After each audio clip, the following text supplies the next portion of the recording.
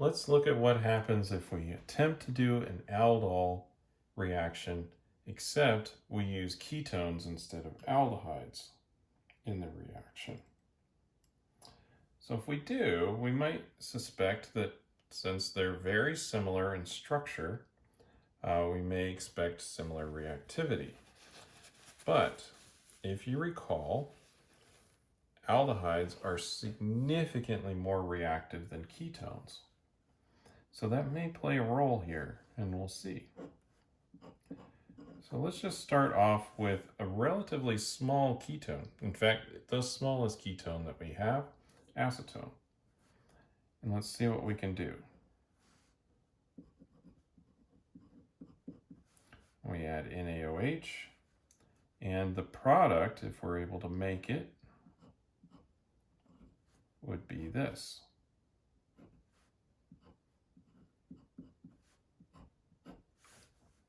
Now, you'll notice something here. This alcohol, or this carbon right here, is significantly more sterically hindered. And that's a problem for this reaction.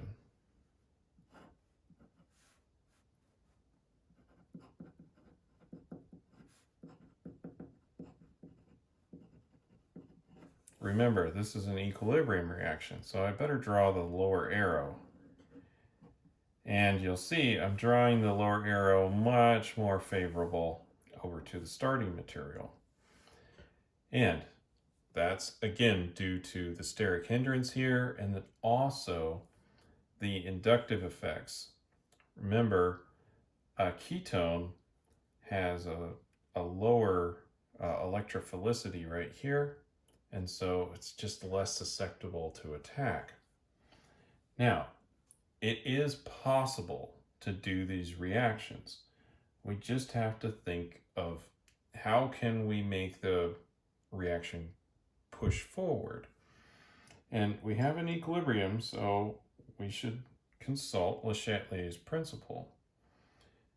Now, adding more of the reactant could help, making sure, but we're probably running this reaction neat. We're just running it largely just in acetone, and then we're adding a base. And so there's not much that we can do to increase the concentration if it's already all acetone.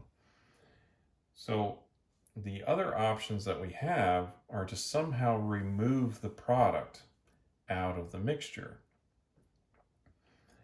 So if you're able to pull this out, then the equilibrium would shift forward and we would slowly make the product, depending on how quickly we could remove the product.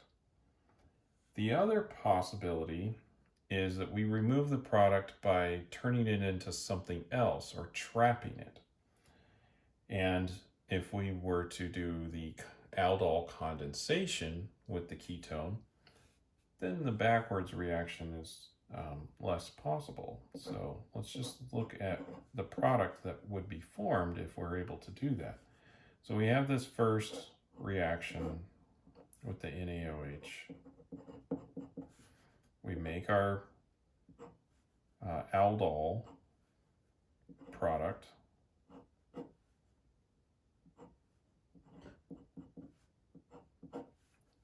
And then we do a dehydration on it, somehow remove the water. So I'm just going to write minus H2O here,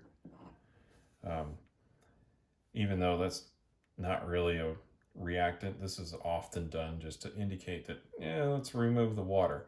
And there are ways of removing water. We could put molecular sieves in, and the molecular sieves can trap the water inside of them. Drying reagents, Dean Stark traps, which is a clever glassware that facilitates the removal of water. And in some cases that may be possible. I don't know if it would be possible in this reaction, but other ones probably would be. Generally, you need the reactant or the reaction to have a higher boiling point than water, and you also need it to be the water not to be soluble in your ketone, and acetone and water have enough solubility that I don't think a Dean Stark trap would work, but the molecular sieves would work. So we remove the water, and then we could force it to go to the conjugate or the condensate here with the conjugated double bonds, and that would facilitate the reaction to go further. So, while it's possible to have an attack on the ketones, it's much less favorable than attacks on aldehydes.